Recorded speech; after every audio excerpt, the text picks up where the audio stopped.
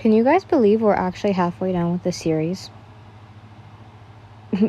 Now you know. But here is 51. Yin, someone spoke out. You flinched and quickly woke up. What? You asked, confused as you looked around. You were at school, but since you didn't get enough sleep, you felt very sleepy. Oh, hi, Bob. You yawned. Do you want some coffee? He asked. He hands you a can of coffee. Thanks, you replied. What the fuck? Who's Bob? I hate the taste, but I wonder why this coffee energizes me so much. You mumbled, but he heard you. Actually, he spoke. You turned to him. Caffeine is known to boost the effect of the natural transmissions. I suck at this. Nitrotransmissions, centrin, God, big words, dioponin, and anicolin, diopono. I'm so stupid. I'm going to sound so stupid if... For example, is known to affect levels of concentration. It blocks antiomosis reactors in the basal forebrain, which, when not impaired, are what typically signal the brain when it's time to go to bed. Caffeine also increases your alertness, he added. You stared at him. Wow, I didn't get anything, you replied. Oh, sorry. Apologies, and soon looked away. From you? Oh, don't worry. You don't need to apologize. You're quite smart, huh? You commented. No, I just get curious about the little things, so I researched them, he replied. Well, do a test that if you're smart or not, you suggested. 9 times 8. You asked. 72. He quickly replied. You were a little taken aback. Oh, that was fast. 12 times 7. You asked. 84. He quickly replied again. Let's do something harder. 974 times 456. You asked. He then started counting his fingers for 5 seconds before answering. 444,144, he replied. What the fuck? You spoke, surprised. Multiplication is basic anyway. Everyone memorized the multiplication table, so it's easy. Answer, he replied. Yeah, memorization, he replied as you drank your coffee. Why do I feel like we missed a chapter?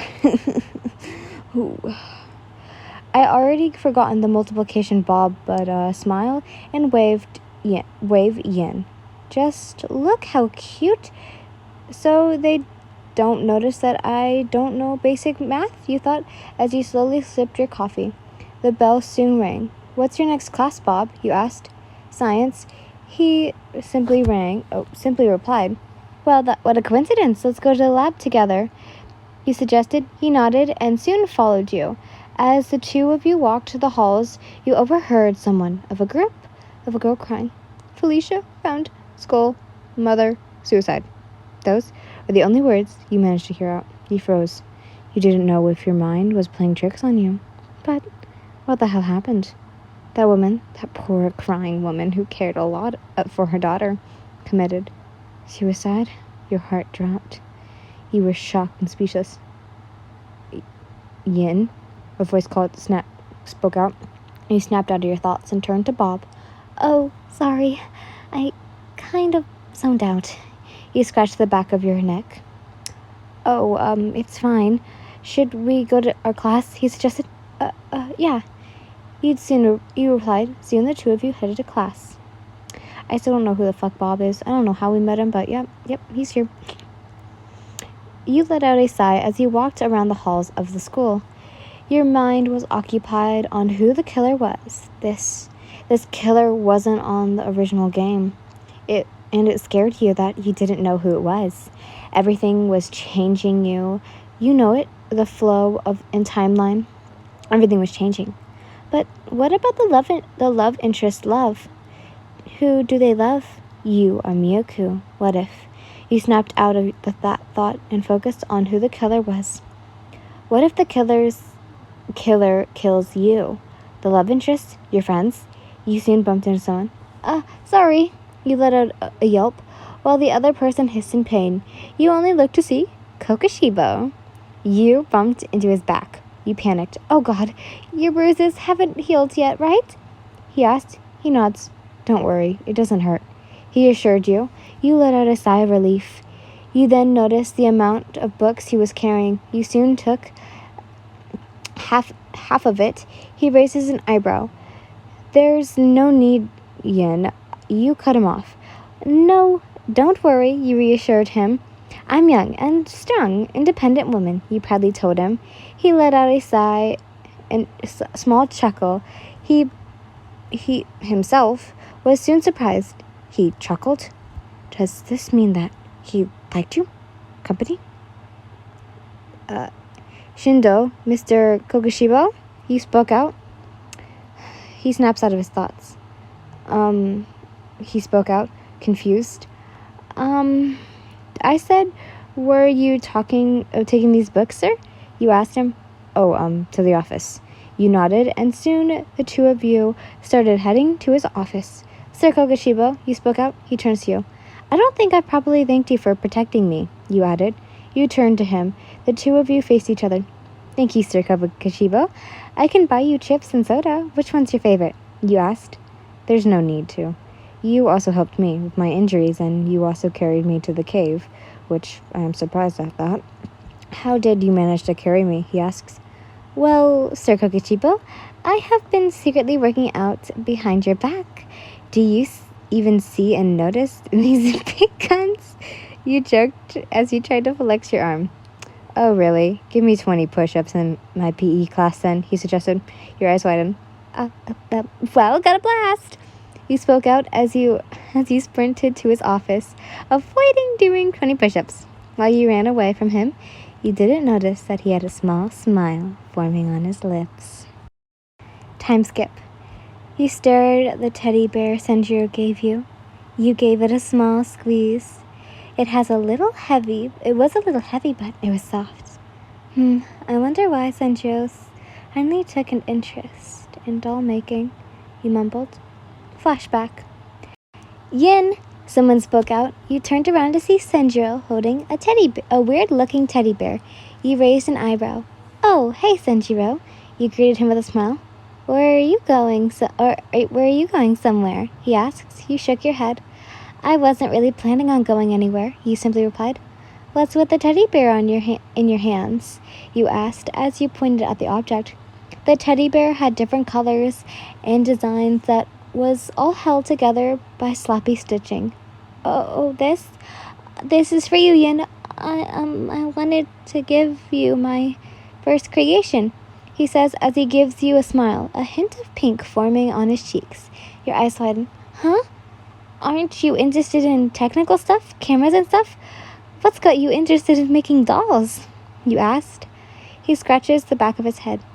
I have a Shiba Inu plushie at home. His name is Shiber, and he helps me sleep at night. I got curious on how to make stuffed toys, so I tried making one. It looks weird, right? I should just go make you another one. He pouts. You let out a chuckle. No, don't worry.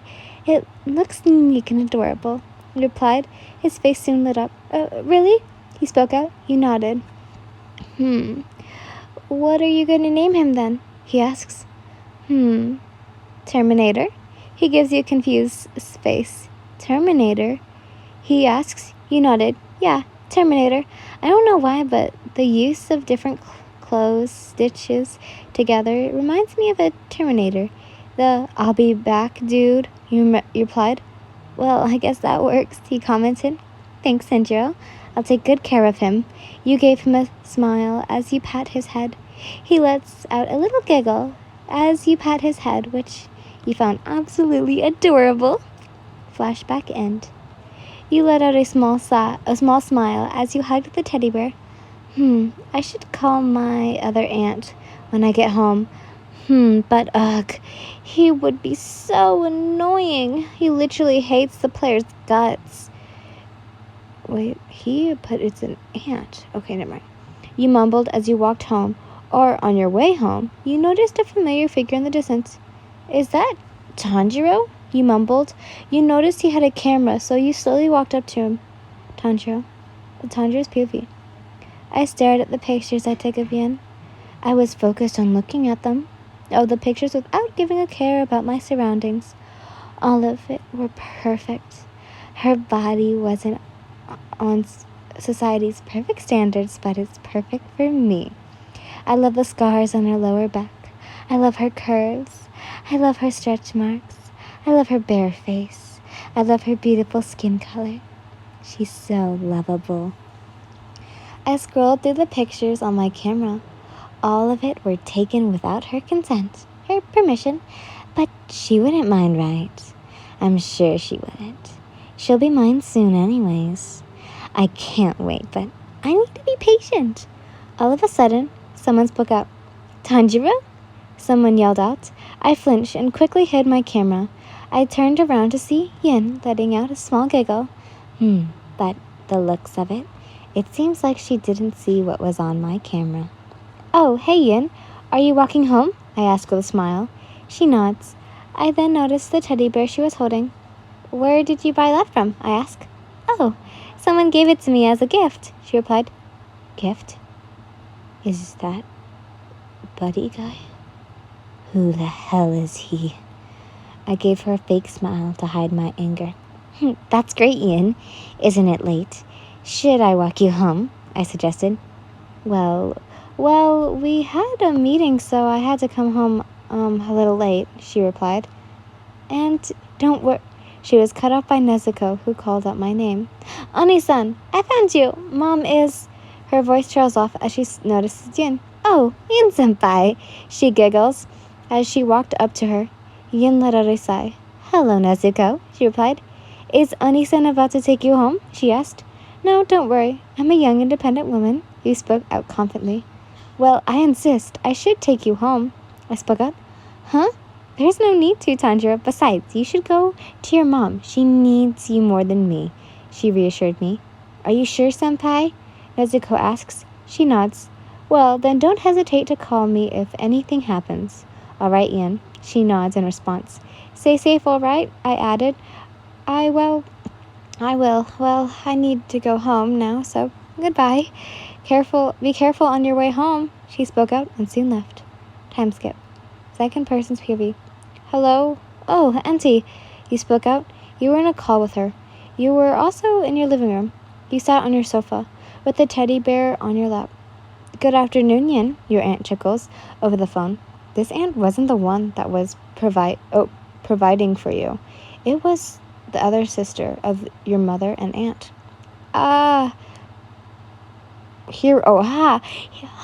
Hearing your voice really calms my nerves, he chuckled. Is there anything wrong?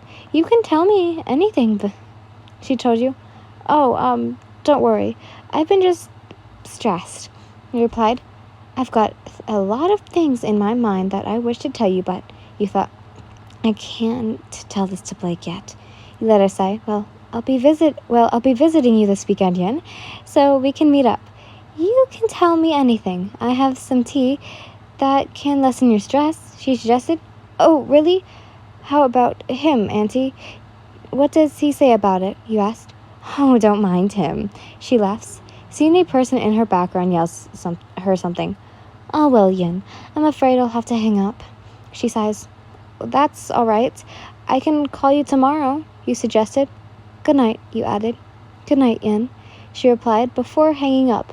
You let out a deep sigh. The only true friend you could open up to was Blake. But your thoughts? But what you're feeling right now? You couldn't tell him.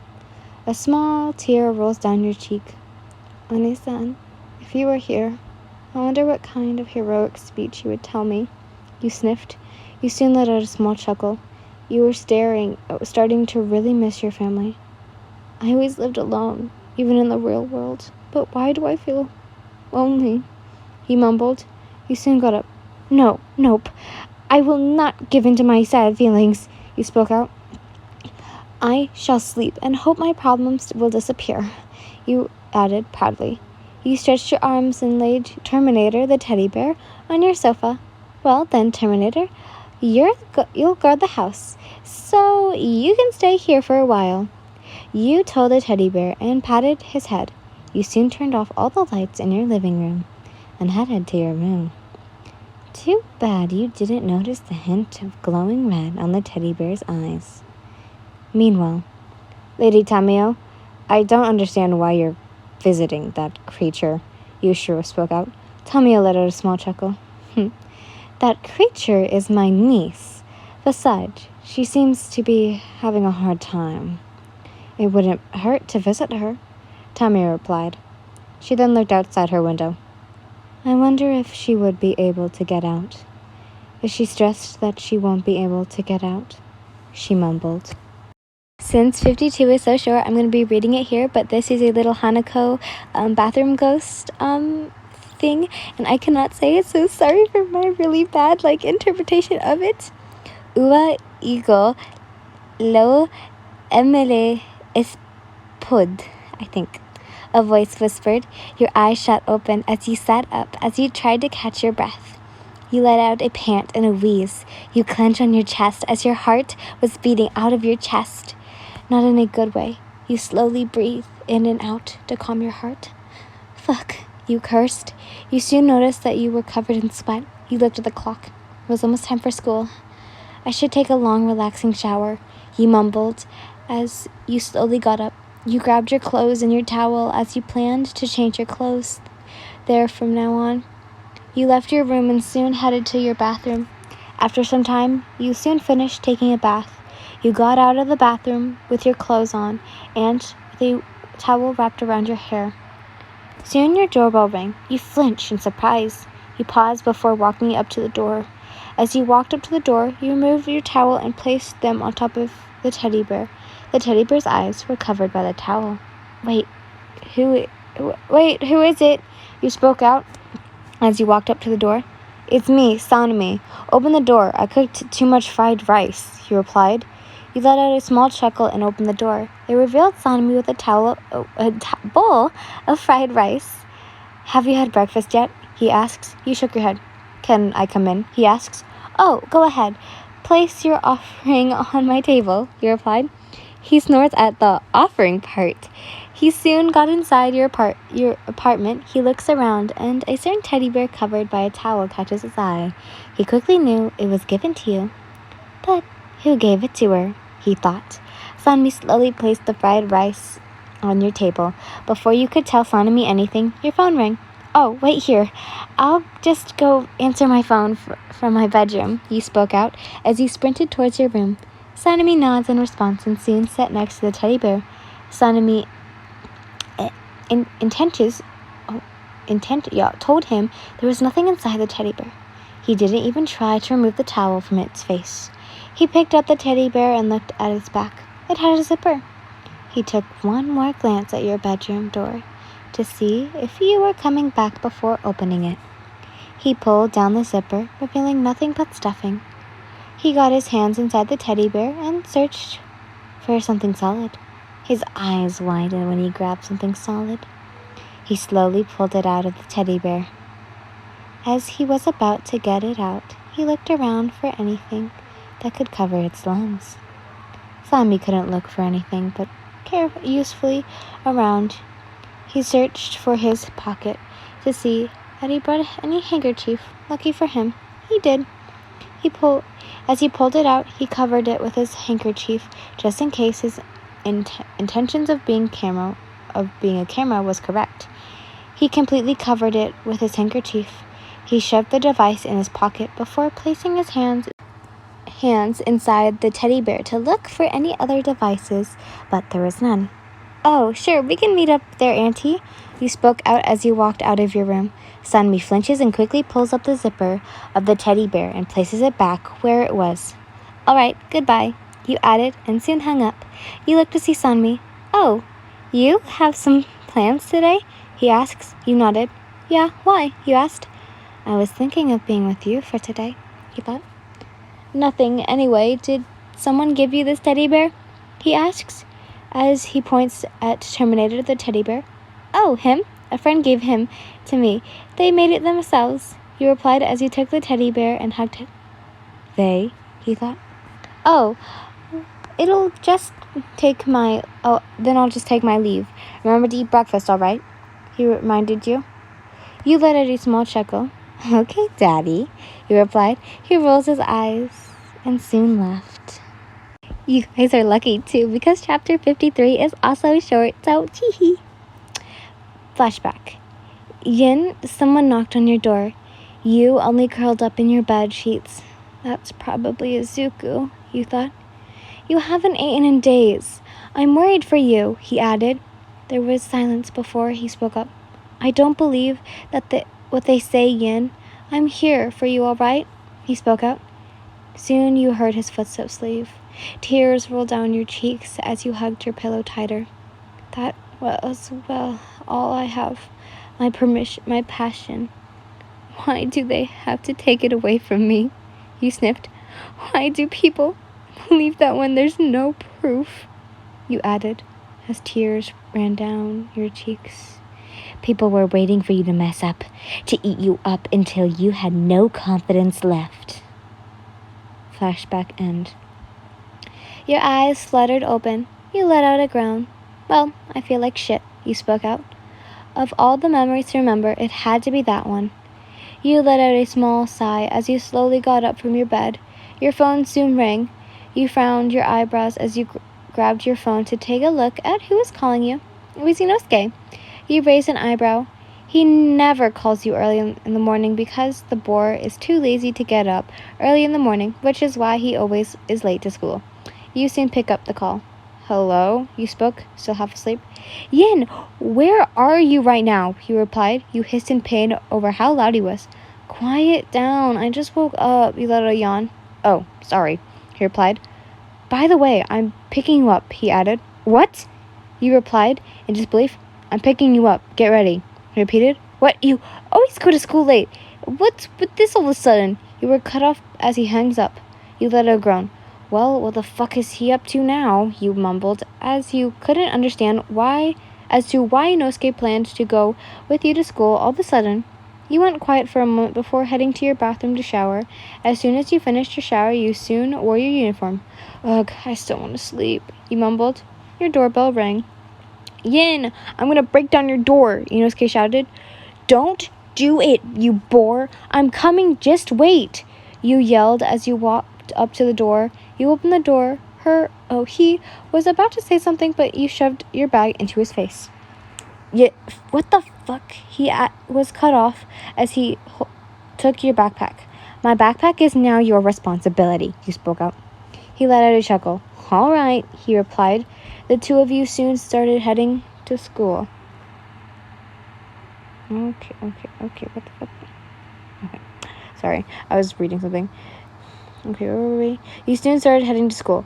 "What got you all worked up in the morning anyway? You never go to school early," you asked. He turned his head away from you. "I just felt like doing so," he replied. Sus," you spoke out. The two of you were walking peacefully until someone whistled to your direction. "Who the fuck?" you mumbled as you looked around. "Ugh, it's them," you commented. Inosuke looked at the direction where you were looking at. "A group of boys who harassed you last time." They did have a fuckboy lip bite. "When is it my turn to have you, Yin?"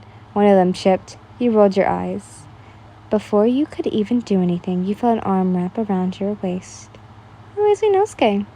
He pulls you closer to him. He then gave the boys a death glare which made them back away quickly. You let out a small sigh. "Thanks," you spoke out. "No worries. Besides, if anything like that happens again, you should tell me, all right?" "Trust me," he replied. "It's fine. I'll just report it to the principal or something. I can handle it," you reassured him. "Are you sure?" he asks. "Yeah, so there's no need to do anything fancy," you told him. He stares at you before going back to his thoughts.